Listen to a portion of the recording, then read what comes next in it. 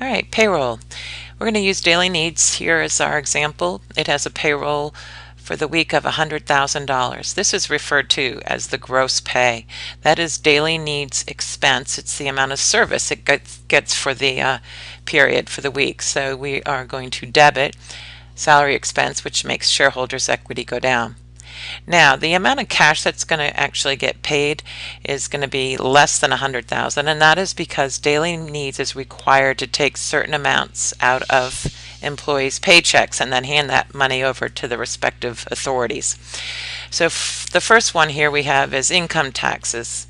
The amount in this example is 20%. Now that's based on employees' W-4s that they fill out. They're the ones who determine how much or what percentage is to be taken out of their paychecks. In any event, the amount is going to be times the gross pay. So as far as this example goes, income taxes payable now goes up because they're giving an IOU to the federal, state, and local taxing agencies. Now that has the effect of increasing liabilities. Now, in addition, the next I'm going to jump to the FICA, which is Social Security and Medicare. That is the amount that employees are required to pay out of their own pocket. Now, instead of, though, again, just like the income taxes, the company is required to withhold this money and then hand it over to Social Security and Medicare. Now, that has the effect of, again, increasing the liabilities. And again, it's the percentage times the gross pay.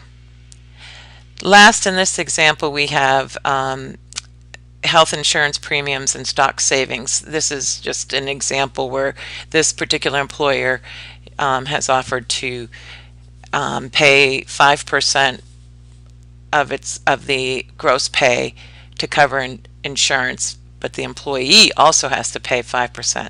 Likewise, the stock savings here is 5% if the employee opts in.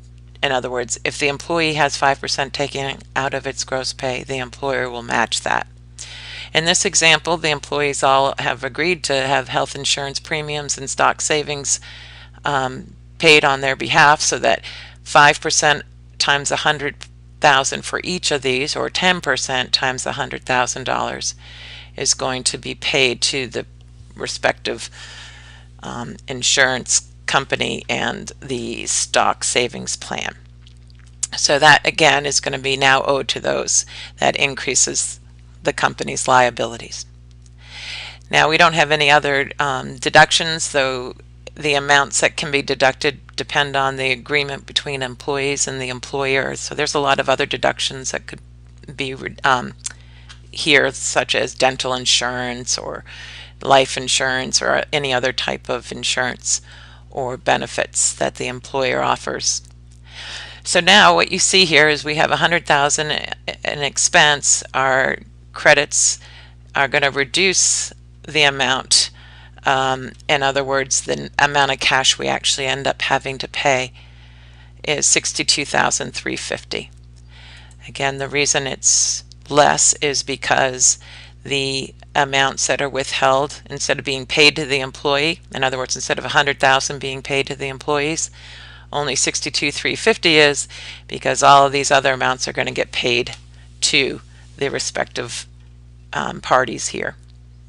Now let's look at the effect of the payment of the above payables. In other words, they've made their payment to the employees. The employer is going to have to make payments related to all of these taxes. So what's going to happen first now is that you're going to have all those IOUs that they're going to get back. So they're going to pay off all of these IOUs. And again, that's going to decrease the liabilities, get those IOUs back. And then what's going to happen is that the employer has offered to pay 5% into health insurance premiums and to stock savings plans. So it has to, like the employee, it's going to pay $10,000, and that effect is going to be to increase compensation expense for the employee. Then the other thing that's going to happen is the employer also has to pay out of its own pocket 7.65%. to Social Security and Medicare. So in the end, Social Security and Medicare are getting a total of 7.65 cents times 2 for every dollar the employee earns. So there is upper limits, but we won't concern ourselves with that. Now, as far as how that is recorded, then is those are expenses and will reduce shareholders' equity. Now, as far as the total cash received or paid, excuse me, all of these are going to get paid, so you add them all up, and that is your credit to cash, which will decrease their assets.